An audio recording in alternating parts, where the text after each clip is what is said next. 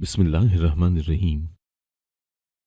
सब जानते हैं कि लड़की की जब शादी होती है तो उसे देखने के लिए लोग आते हैं और किस तरह से ये सारे मामलात काम करते हैं। लड़की को कितना नीचा दिखाया जाता है और किस हद तक उसके ऊपर बातें की जाती हैं। उसे किसी चीज की तरह बार बार देखा जाता है। उसके बाद ये तय किया जाता है कि उसे साथ ले जाना है या नहीं। लेकिन मैंने ऐसा बिल्कुल भी नहीं किया था। मेरे घर में मेरी सास हयात नहीं थी। मैं बड़ी बहू थी और मैंने अपने छोटे देवर की शादी करनी थी। मुझे मेरे ससुर ने कहा था कि सब मामला तुम्हारे हाथ में है। वो बाहर के मुल्क में होते थे। उन्होंने कहा था कि बेटी की शादी तक मैं वापस आ जाऊंगा, लेकिन लड़की तलाश करने का काम तुम्हारा है। उन्होंने ये भी कहा था कि अगर तुम्हारी कोई बहन होती तो हम उसको ही छोटी बहू बना कर ले आते। पर मैंने शुक्र अदा किया था कि मेरी कोई छोटी बहन नहीं थी, क्योंकि ये लोग कोई इतने अच्छे भी नहीं थे कि मैं अपनी बहन को इस घर में ले आती। पर मुझे कोई लड़की तो तलाश करनी ही थी, और ऐसी लड़की तलाश करनी थी जो मेरे साथ गुजारा कर लेती। मेरा दिमाग खराब नहीं था कि मैं अपने से अच्छी लड़की ले आती ताकि मैं इस घर में दूसरे दर्जे पर पहुंच जाती। नहीं नहीं, ऐसा मैं नहीं करने वाली थी। इसीलिए मैंने भी बहुत सोच समझकर एक ऐसी लड़की को तलाश किया जो बोल नहीं सकती थी। लेकिन ये बात सिर्फ मुझे ही पता थी। पर हमने जब उसकी शादी अपने देवर से करवाई थी, समझ नहीं आता था कि मैंने उस पर एहसान किया था या उसकी ज़िंदगी को बर्बाद कर दिया था। क्योंकि जब से उसकी शादी मेरे देवर के साथ हुई थी, उसकी ज़िंदगी में न जाने क्या हो रहा था। उसकी वजह से अब मेरे सर पर भी एक बहुत बड़ी मुसीबत नाचने लगी थी। मैं हैरान रह गई थी कि एक ऐसी लड़की जो बोल नहीं सकती, उसकी वजह से किस तरह हमारा सारा घर बर्बादी के दहाने पर पहुंच गया था। क्या ये मेरी गलती थी? क्योंकि ये लड़की तो रोज रात को जब घर में मेरे देवर की शादी की बातें होने लगी तो उसने यही कहा था कि लड़की बहुत खूबसूरत होनी चाहिए। वैसे तो उसे इतना भी नहीं कहना चाहिए था, क्योंकि हमारे खानदान में लड़के अपने रिश्ते के मामले में नहीं बोलते थे। हमारे खानदान से मतलब मैं अपने ससुराल की बात कर रही हूँ, क्योंकि अब तो यही मेरा घर था। मेरा शौहर भी बहुत ज़्यादा सादा आदमी था। उसे मैंने अपने इशारों पर नचाया हुआ था।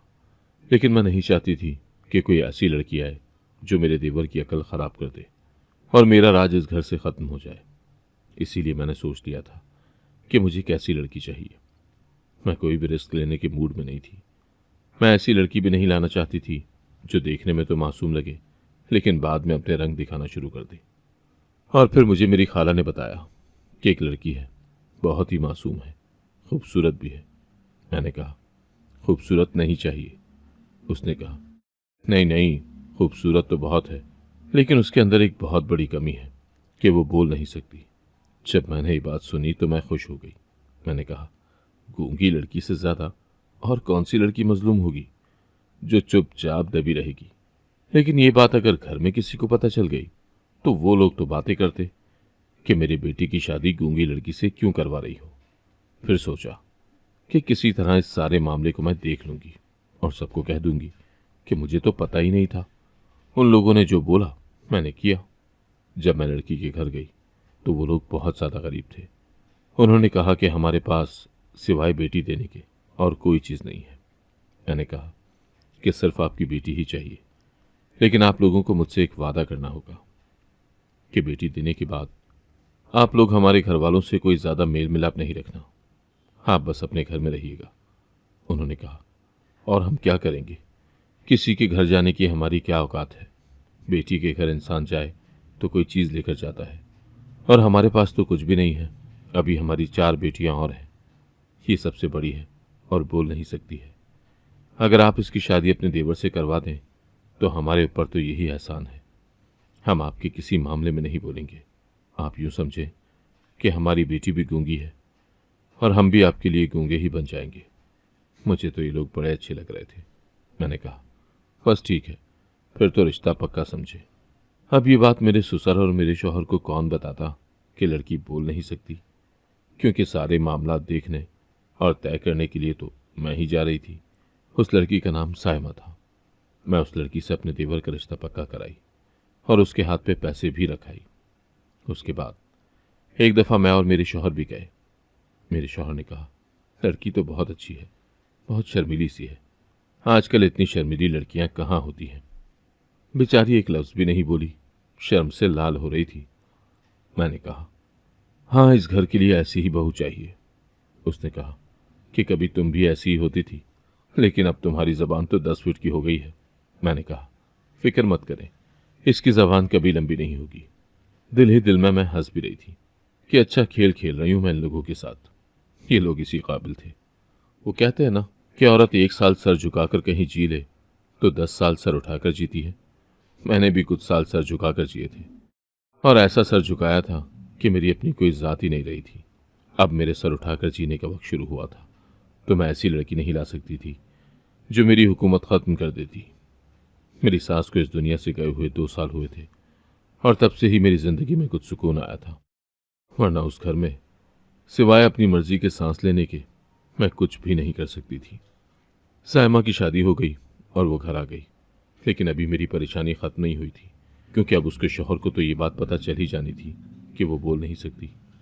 मुझे लगा था कि शादी की रात ही पता चल जाएगा, और मैं पहले से ही एक्टिंग करने को तैयार बैठी थी कि मुझे क्या पता कि मेरे साथ तो धोखा हुआ है। पर सुबह हो गई और कोई वाविला नहीं हुआ। मैं बड़ी हैरान हुई। वो लोग बाहर भी आ गए, सायमा तैयार भी हुई थी। मेरा देवर उसके आगे पीछे भी फिर रहा था।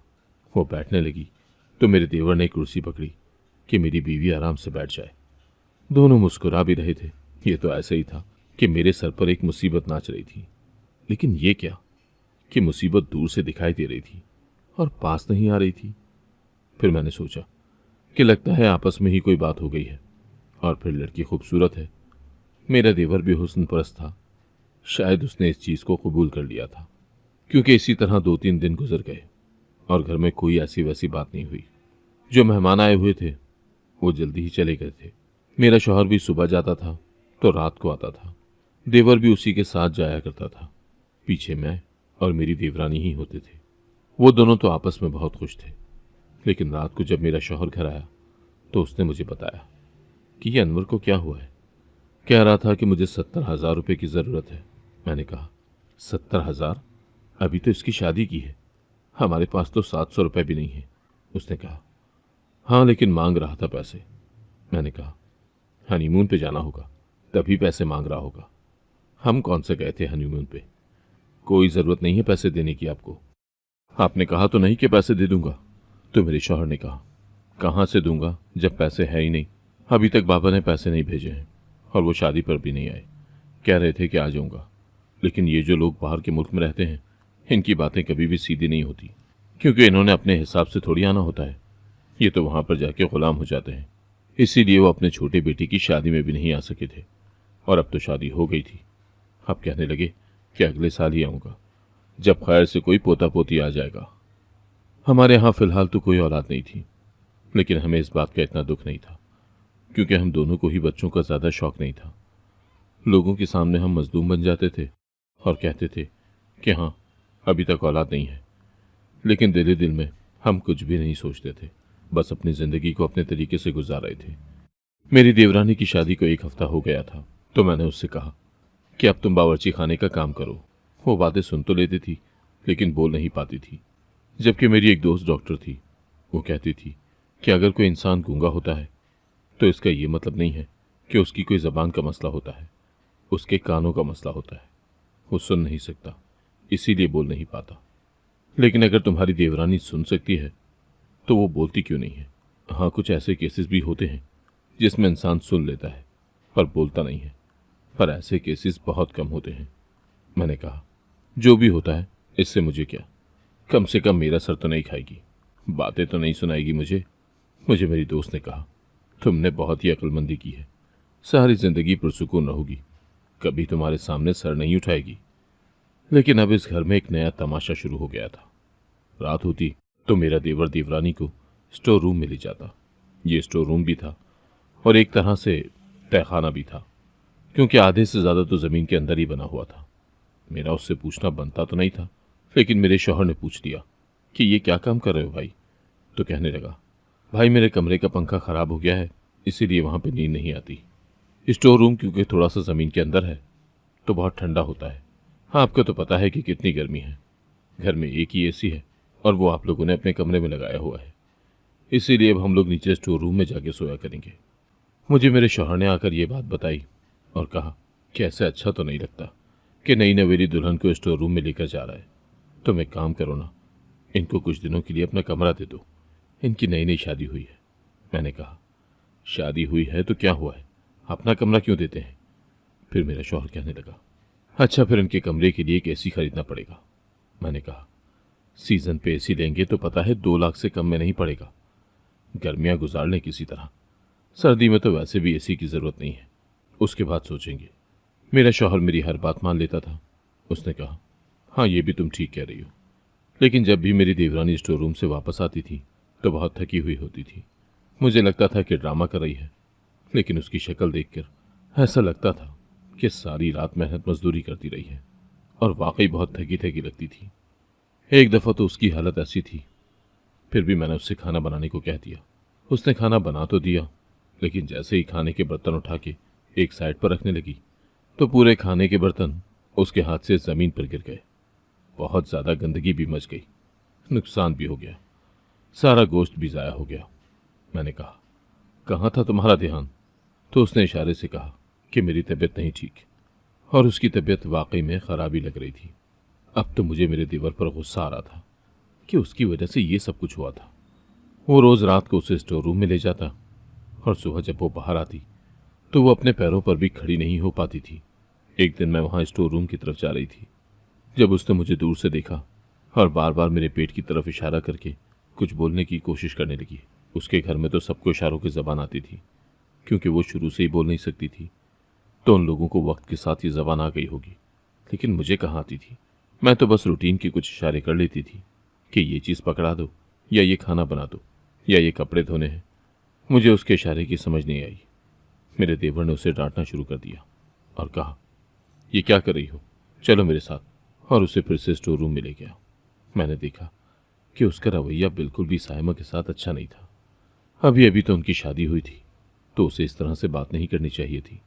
इतना तो वो बदतमीज नहीं था, लेकिन बीवी के साथ इस तरह से पेश आ रहा था। कहीं वो भी तो यही नहीं सोच रहा था कि चलो बीवी बोल नहीं सकती है तो उसे जैसे भी मर्जी रखूंगा, कोई मसला नहीं होगा।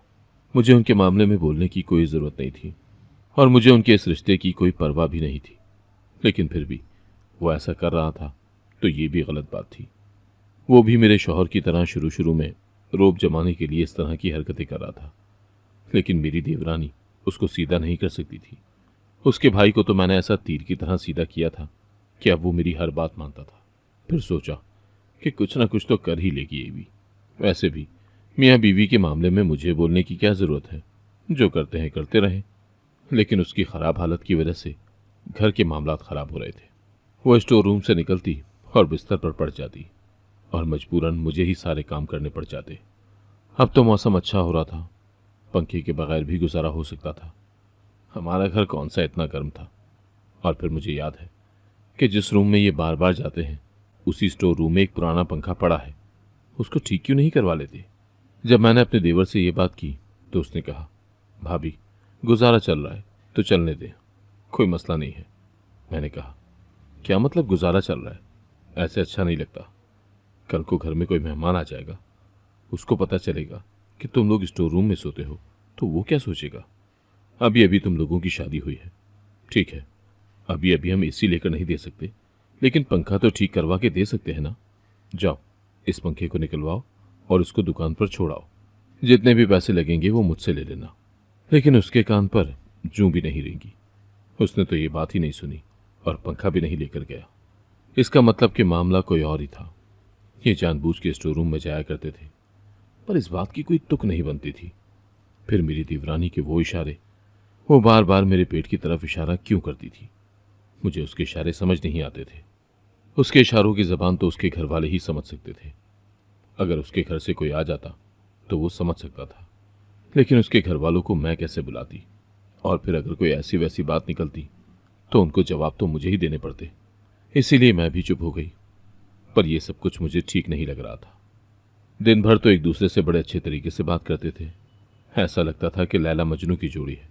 और मेरा देवर, उसने एक दफ़ा भी मुझसे इस बात की शिकायत नहीं की कि आपने मेरी शादी गूंगी लड़की से करवा दी है।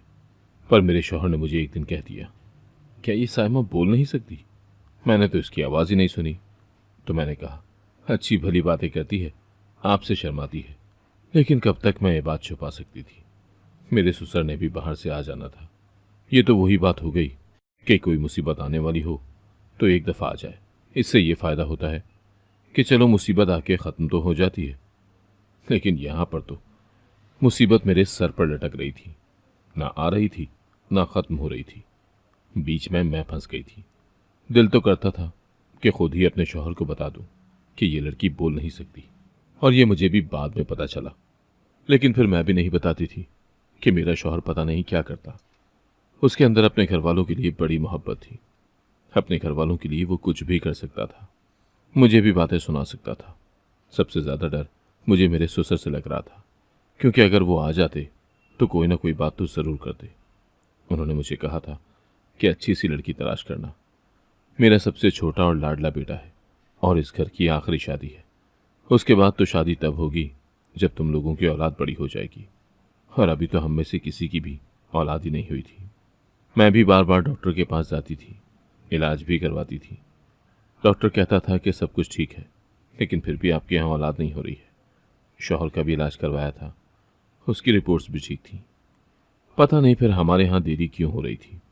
मेरी देवरानी आजकल बहुत परेशान रहती थी, बोल तो कुछ पाती नहीं थी। मेरा दिल करता था कि मैं उससे कुछ पूछूं।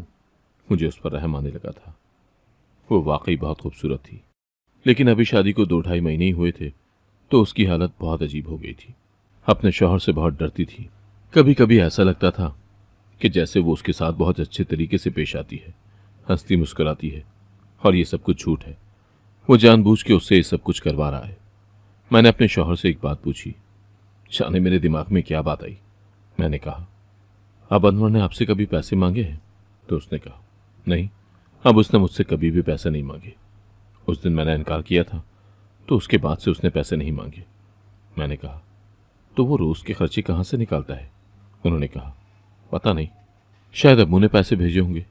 मैंने अपने ससुर से बातों बातों में पूछा तो उन्होंने कहा, नहीं, मैंने भी पैसे नहीं भेजे, क्योंकि अब मैं वापस आ रहा हूँ तो सारे पैसे साथ ही लेकर आऊँगा। लेकिन फिर मेरा देवर अपने खर्चे कहाँ से पूरे कर रहा था, आजकल अपनी ही दुनिया में रहता था। मैंने सोच लिया कि जो कुछ भी हो रहा है स्टोर रूम में ही हो रहा है।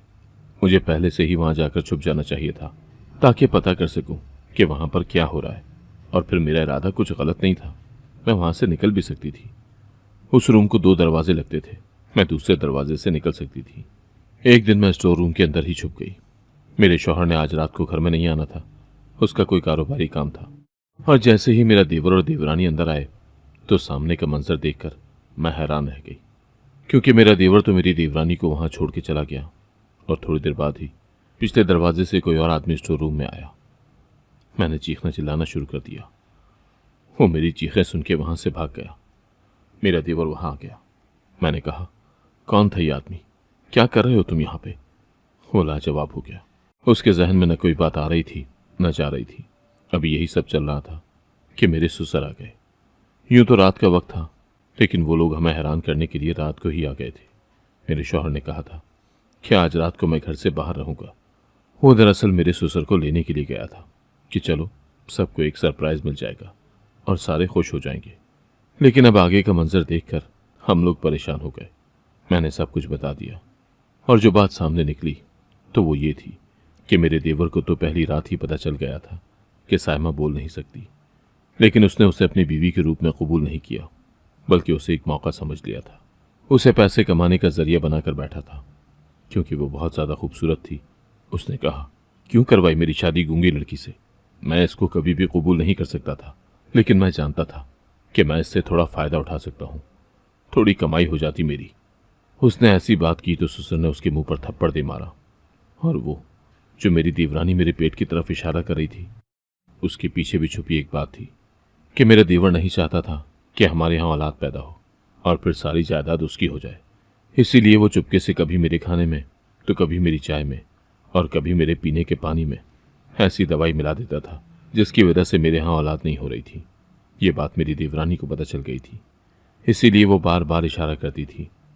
मेरा देवर तो इस सारी कहानी का सबसे ज़्यादा मक्कार किरदार निकला। उसने तो सबके साथ बुरा किया। मेरे ससुर अपना सर पकड़कर बैठ गए कि अब उसके साथ क्या किया जाए। उससे कहा कि अपने आप को ठीक करते हो या नहीं, नहीं तो इस लड़की को भी तुम्हारी ज़िंदगी से निकाल देंगे। पर इसमें उसका क्या कसूर था? गलती मेरी भी थी, बातें मुझे भी सुनने को मिली। मैं भी साइमा की कसूरवार थी, लेकिन मैं किसी हद तक ये कहकर बच गई कि मैंने तो इस लड़की पर एहसान किया था। अब मेरा देवर माफिया मांगने लगा। उसने कहा कि मुझे माफ कर दे, मैं इसको अपनी बीवी बनाऊंगा, इसके साथ रहूंगा। पर मेरे ससुर ने कहा कि तुम्हें सजा जरूर मिलेगी, और वो उसे अपने साथ वापस ले गए। उन्होंने कहा कि वहां इससे मेहनत मजदूरी करवाऊंगा, जरा इसको पता चले कि हालात की चक्की में पिस के इंसान कैसे ठीक होता है। साइमा के साथ मैंने उसके बाद कभी कुछ बुरा नहीं किया, उसे अपनी बहन बना के रखा, क्योंकि उसकी वजह से ही मेरी जिंदगी का इतना बड़ा राज खुला था। तभी तो मेरे यहाँ औलाद नहीं हो रही थी। 2 साल तक मेरा देवर बाहर था, और वो अब भी बाहर ही है, लेकिन अब बार बार माफिया मांगता है। मेरे ससुर कहते हैं कि वो बहुत बदल गया है। सोच रहा हूँ कि अगले साल उसे अपने साथ वापस ले आऊँ। मेरे यहाँ भी औलाद होने वाली है। मुझे पता है कि मैंने बुरा सोचा था, इसीलिए मेरे साथ बुरा हुआ, लेकिन अल्लाह का शुक्र है कि अब सब कुछ ठीक है। उम्मीद है कि मेरा देवर जब वापस आ जाएगा तो वो एक बदला हुआ इंसान होगा। और मेरी देवरानी बेचारी इतनी अच्छी है, वो कहती है कि मेरे शौहर को वापस बुला लो। मैंने उसे माफ कर दिया है। अगर आपको आज की कहानी पसंद आई है तो वीडियो को जरूर लाइक कीजिएगा और अपने दोस्तों के साथ भी शेयर कीजिएगा। और हाँ, अगर आपने अभी तक हमारा चैनल सब्सक्राइब नहीं किया तो जरूर सब्सक्राइब करें। मिलते हैं कल एक नई और दिलचस्प कहानी के साथ। अल्लाह हाफिज।